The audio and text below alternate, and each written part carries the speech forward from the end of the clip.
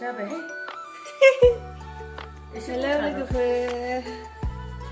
बिमाजों खानाय खानजागासिनो नै बिमा बुरिजों बहा थांनो ओंखारदों आंजों लोगोसे नायलांफाबाय थादो लोगोफोर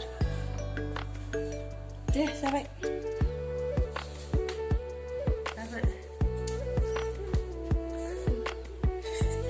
आंनि बिबारा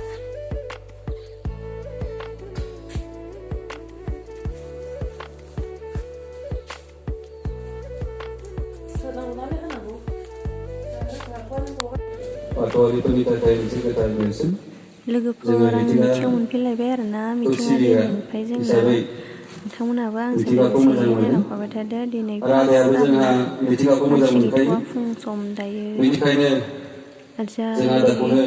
बिफां फुलि गायनाय हाबाफारि दं आरोना नोंथांमोनाबो आंजों लोगोसे नायलांफाबाय थादो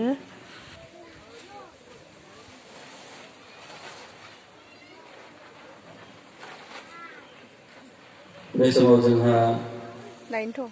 सेथि सानखौ मोजोंसे हा होनानै बिफांफोर गायनाय हाबाफारियाव लथिराम बसुमतारी सारखौनो खावलायबाय हाबाफारियाव गैयामोनब्लाबो जाहाथे सारा गाज्रि मोना आरो रायजो आफादखौ गांसे आर'नाइ जगार खालामना होनो थाखाय खावलायबाय दा बेनि उनाव जोङो बिफांफोरखौ जिहेथु फांनै लाबोदोंमोन नालाय बेनिखायनो गुबुन फांसे बिफांखौ जोंनिनो बियाबनि खालामदों बे समाव बिफां फुलिखौ गायनाय हाबाफारियाव बेखेवनानै होनो थाखाय बा गायनानै होनायनि थाखाय आदा उदि सालिसिम साबायखर थाबाय लोगोसे बे समाव आदाखौबो फंनैसो बिबुंथि होनो थाखाय गुरैयै खावलायबाय सन्मान गोनां सानजा गहपुर बियाबनि आफादगिरि नेहाथारिजों लोगोसे जोंनि बाथौ सानजा गहपुर बियाब बाथौनि बायदि मैया बिबानाव थानाय बिबानगिरि नोंथांमोन आरो लोगोसे गहपुर दालाय आफादनि आफादगिरि नेहाथारि आरो बायदि बिबानाव थानाय बिबानगिरि नोंथांमोन आंनि जोंनि अनजालु फरायसाफोर आंबो सासे फोरोंगिरिसो आरो सिबिनां रायजो राजा नोंथांमोन दिनै बिफां गायनायनि हाबाफारि दंमोन बेखौ आङो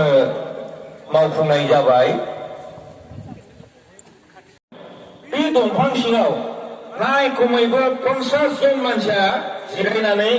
मिथिं लेंदों सावरायजादों आरो गेरेमसा जाबाय आरो जोंनि सनापुर हाइ स्कुलाव थांबा नुगोन दाथ' हायार सेकेन्डारि जाबाय बेयाव जोंनि फरायसाफ्रा 100